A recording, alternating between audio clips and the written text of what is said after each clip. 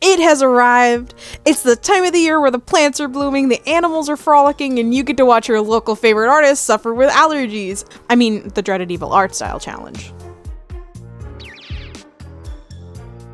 The Evil Art Style Challenge is pretty self-explanatory. It's where you take the most notable parts of your art style and do the exact opposite of it, hence calling it evil.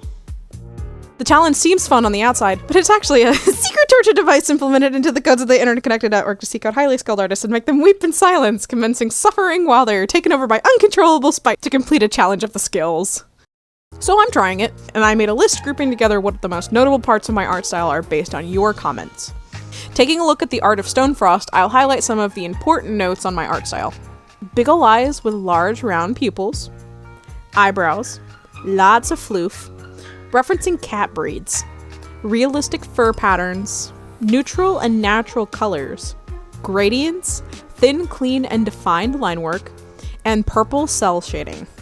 I'm going to make two versions of the same drawing, with the first one including all of my normal art style habits, and then the second one that is the total opposite. Today's victim for the drawing is Scorchmist, because even though I probably have the most art of her overall, I feel like she's the most recognizable out of everyone. Style 1, regular art style.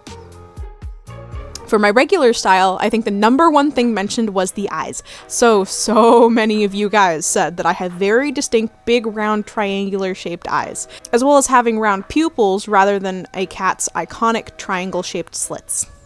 Which does in fact make sense, considering the way I draw my eyes isn't really based off of a cat's eye. That's a whole nother deep dive explanation on where my art style originated from, so I'll save that for another video. Long story short, they definitely don't look like your typical cat eye, they're more round and soft and cartoony. Speaking of cartoons, one of the things that makes cartoon animals the most expressive in animated films is their human-like expressions. It's been shown over and over again that animals are more relatable to humans when they have eyebrows. This is shown in dogs who have sort of evolved to have them. So I quite enjoy putting the little wiggle worms on my cats to better convey emotions, thoughts, or even just their personality. A lot can be said with expressions alone, so I really try to have my cats as readable as possible through the way that they look at you. Despite it being one of the most identifiable parts of my art style, I think it's probably one of the most unrealistic things about my OCs. Cats in real life don't really have eyebrows that move. This really comes in handy for my cartoony style, but will definitely pose a challenge for when I start on the opposite version of this drawing. With this looser style, I can play around with expressions how I like, but when it turns around to having to draw non-expressive eyes, it'll be a lot harder. With my normal style, I like to include lots of fluff as well as muscle definition. That doesn't mean I draw all of my cats looking like buff Silverstream, but it does mean I pay attention to the cat's form and body shape and place lines to show off where certain muscles are larger or where certain folds are. For thinner framed cats such as Oriental Shorthairs, their fur is shorter and it sticks to their bodies, so there will be a lot more tone. Scorchmist is one of my more thinner framed cats, and her body didn't hold up well to the surgery and years of stress, so she's showing more bones and folds than some of my other OCs. To be fair, I feel like I should have picked a long furred OC for this challenge to show off just how much I really enjoy drawing very fluffy characters who are basically drowning in floof. But you can kind of see how I handle it on the neck and the tail. Scorch isn't a very fluffy character, but you can still tell she's got some longer tufts here and there, like on her cheeks and stuff. Her fur pattern is based off of a gray diluted Torby with lots of gray tones and a hint of cream fur speckled about her body. Her tabby stripes are a dark gray, and her underneath color is a gradient from darker gray to white. I love muted neutral colors, so naturally I'm drawn to her design. But with her being gray, it doesn't leave much room for other brighter colors, which is something I keep in mind for the opposite drawing of her. I also really love working with gradients, so you'll catch a lot of smooth color transitions in my cat art. I sort of rely on gradients to color, so having to turn around and not have them will also be really difficult. They're an easy way to show color or tone shifts without having to meticulously color pick every single strand of fur. Putting the tabby pattern over top of the gradients is just chef's kiss, and has been my go-to method for pattern making for quite some time now. Not to shamelessly self-promo here, but I have 2 whole tutorials showing how I draw cat fur patterns that can explain what I'm talking about a lot better than if I tried to summarize it right now. So if you're confused about my explanation, this might clear it up. Another thing mentioned the most is my thin and clean line work. I talked a little bit about adding defining lines and folds to my art, but I didn't elaborate too much. I'm a bit of a neat freak when it comes to my lines, so I tend to make them super thin and make sure that they don't overlap each other anywhere. Sometimes it does slip my mind, but to be honest, finicky select tools have caused me to be this way. I cannot stand spending like 10 hours looking for the small, teeny tiny, microscopic gap in the line work only to think that I have found it, fixed it, and then the select still doesn't work because I've missed more than one connecting line, so I'm having to go on a borderline manhunt for the second one, and then I have to draw prison cells around my line work to try and narrow down where it could be. Thank you for listening to my TED Talk. Finally, the last thing I need to talk about is the shading. I only recently branched into a newer style of shading, but I usually default to the old reliable purple blended cell shading that's set to multiply. It is simple, easy, and it gets the job done. Often for the OC challenges and simple references, I won't even shade at all, so adding the shading to this was optional, but I wanted to include it just to give a visual on how it looks. I think that's it in terms of explaining my regular art style. Here is how Scorchmist came out, looking cunning and as irritated as usual. Style 2, the evil art style. Now onto the dreaded task, where I uproot everything we just did and cry a little bit in the process. We've started this, and to complete the evil art style challenge, I need to flip-flop my whole drawing process like a well-done pancake. Taking the original list, I have made the anti-list. Smaller, sharper eyes, more narrow triangle pupils, no eyebrows, no specific breed, no fluffy fur, unrealistic fur, abstract colors, no gradients, sketchy, messy, thick line work, non-flat shading. Guys, I'm going so far out of my comfort zone here. Scorchmist 2.0, here we go. Right off the bat, I keep finding myself wanting to fall back into my old patterns, even just in the sketching phase. Drawing in itself requires a lot of muscle memory, so once you've done the same style over and over for so many years, it feels impossible to break away from it intentionally. Even when referencing a new style or skill, your own style will still be a prominent part of the art that you create. That art is going to have traces of what you are used to drawing. So making the exact opposite of your own style is like trying to write with your non-dominant hand. Unless you're ambidextrous, then you can just leave or something, go to a different video, I don't know. I mean, you get what the metaphor meant. Fine, okay, if you can write with both hands, then it's like writing with your feet. Maybe I should have went with that instead, because at least your non-dominant hand can be controlled similarly to your dominant hand. It's still the same muscles, just kind of backwards. Anywho, the first constraint is not having round, cute, cartoony eyes. To me, the eyes were crazy weird and hard to do.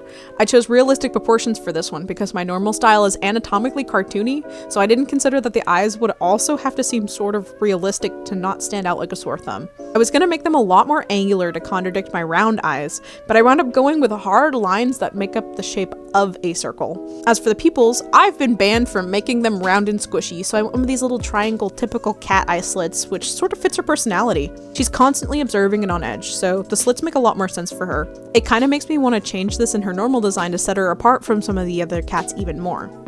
Poor girl needs some eye drops because I went ham with the red and orange in and around her eyes, but I wanted that to be what stood out. Since I'm also not allowed to add eyebrows, I had to focus on the color of her eyes to convey that she was a harsher character.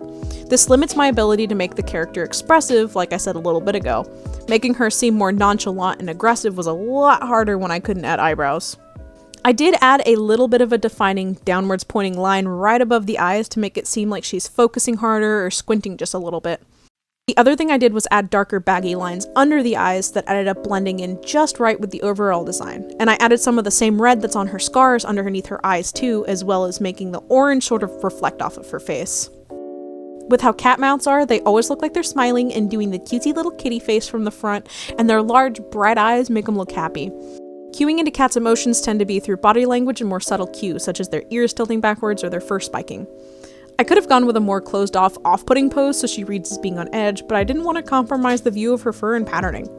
So the pose seems a lot more friendly than intended, and the itty-bitty little kitty smile does not help. But it's still recognizable as Scorchmist, just a slightly happier-looking Scorchmist. One of the things mentioned is using cat breeds in my designs. This is something I love doing because it offers variety to my characters and helps differentiate silhouettes and defining shapes. When you have a large group of cats together, it's easier to tell who is who when there are varying shapes and sizes from being different breeds. Well, Scorchmist is just meant to be a generic domestic shorthair anyway, ironically enough, but I made her look even more generic than intended. I just thought of what an average run-of-the-mill feline looked like and went with it. I really didn't want to highlight any of the fluffiness since you guys said I'm recognized by the way that I draw my fur on cats. Instead, I made colorful little tick marks throughout her pattern to show where her fur would naturally flow on a regular cat. There's still some fur, but it's nowhere near as curly and wavy as I usually make it. It's a lot more subtle and hidden. With her fur color and pattern being so dull and gray, I had no idea how I was going to make this abstract. I was thinking of trying to find some harmonious yet neon color palettes and trying to work with them, but I ended up doing her usual gray color palette and putting a gradient map over it in Procreate. This worked absolutely phenomenally because otherwise it would have ended up looking a lot more weird and muddy if I just went with a full saturation palette. Her markings were also much easier to do flatly than color adjust rather than me fighting for my life trying to comprehend color theory. But since she's normally gray, it was hard for me to imagine her with deeper colorful hues, so I just played around with a bunch of different options. The bright blue additions were probably my favorite because it gave some of the pop of the neon that I was looking for. Somehow, color theory actually theoried, and to me she's still recognizable even through the overlaid colors. And since her design is very gradient heavy, making her without using any was posing a bit of a challenge. So I took one of the messier brushes that I have and scratched all sorts of colors in to round out the design. It made the fur look painted on and textured, and it added dimension to the character versus the flat colors that I typically work with. As for the shading, everything going on was already a little much, so why not add to the chaos? My regular shading is a flat, blended out, smooth overlay, so instead I didn't use any special layer setting or anything, I just simply went in with a pink and scratch shaded where I thought the darker parts would be. This was probably the most unclean art that I have ever done, and it drove my brain crazy. Lastly is the thick, chunky, messy, and sketchy line work that I had to go over. In the end, I wound up changing it a bit from the original messiness by making the lines more angular. Since I work in rounded out smooth lines, I think the sharp angles made it stand out even more. And I think she is done. Here's how this version of Scorchmist came out. I really like zooming in and looking at all of the tiny little details. Comparing them side by side, I don't even think the second one is recognizable as my art style. It's definitely the same character with the same defining features, but it looks like it was made by a completely different abstract artist. I know I was being a bit dramatic in the beginning, but honestly this challenge was incredibly fun, and as a challenge should be, incredibly challenging. I had to throw away all of my art knowledge and try to do the exact opposite of it. It flipped my brain upside down, but I think it was totally worth it, and I feel like I learned some important lessons to loosen up when making my art and try to experiment a bit. This is something I'm wanting to challenge myself to do every year to kind of guesstimate where I am in my art journey and to drive myself insane by trying to do the opposite of what I'm used to.